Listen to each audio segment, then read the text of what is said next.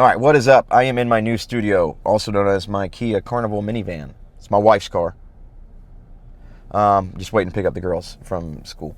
So I had a comment on one of the videos I posted on YouTube requesting some information on how to stop gassing out. Apparently this individual has trouble making it through all the rounds they have in the class. Their class is structured where they have, I think he said 3 5-minute, or I don't know who it is, 3 5-minute rounds in the class, and they're not making it through that. They're lucky if they get through 2, I think, or something like that. I don't know. Maybe I'm making that up. Sorry if I am.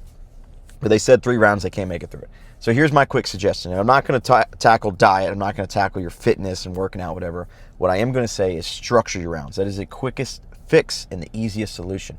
And what do I mean by structure your rounds? If you have 3 5-minute rounds that you're able to do at the end of class and you want to make it through them, have one round, the 5 minutes, you're going all out. You're trying to get a kill, whatever it is. You're trying to get a submission, trying to get a dominant position, whatever it is. You're going all out. You're fighting back. Second round, have that be your positional sparring round. If you suck at position, have your partner put you in that position, you work your way out, and you guys switch positions every time. Situational sparring, specific training, whatever you want to call it.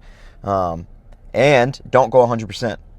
Go 50% of your 100%, and then take that 50% and go another 50%. Because everybody thinks they're going half or whatever, or they're going 80%, 70%.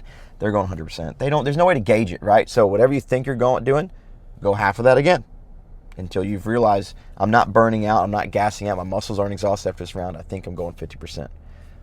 Then, the last round, make that be a flow roll. If you don't know what a flow roll is, get with a higher belt and one of these rounds, say, hey, can you show me what a flow roll is? I heard about it and I want to learn about it to see if that'll help me warm up for rounds or to finish off in a round. And that's when you should use it. Use it as a warm-up round or the end of the class to finish a round just to kind of go through. That is what I think is the best way or best course to go about getting yourself conditioned and working on your gas tank. Yes, you can work out, and yes, you can change your diet, but that is a hard, big life change, especially diet. I know for me, I love eating, I call them dirty girl treats. I love eating honey buns and like cinnamon rolls.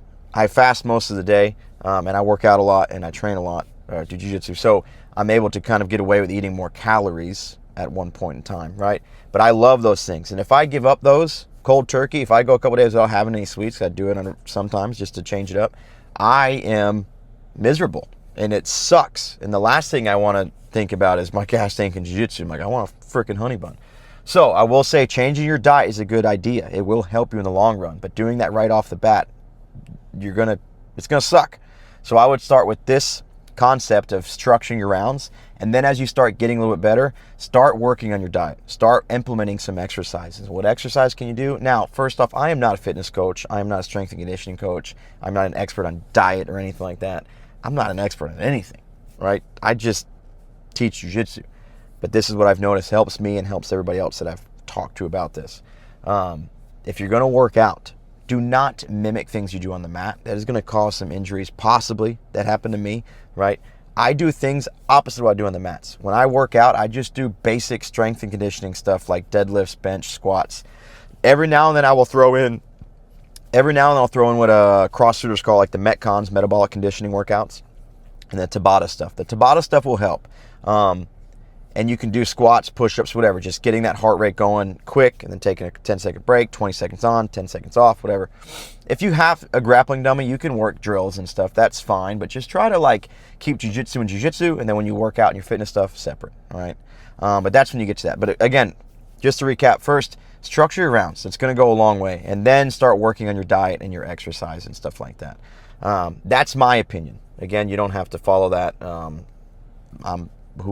a nobody, essentially, but that's just my opinion. Somebody asked for it, so I'm going to give it. Now, if you guys have anything else that you would like me to discuss, talk about, whatever, questions, put them in the comments, please. And also subscribe, share this stuff. I'd greatly appreciate it, so I'm not wasting my time doing this.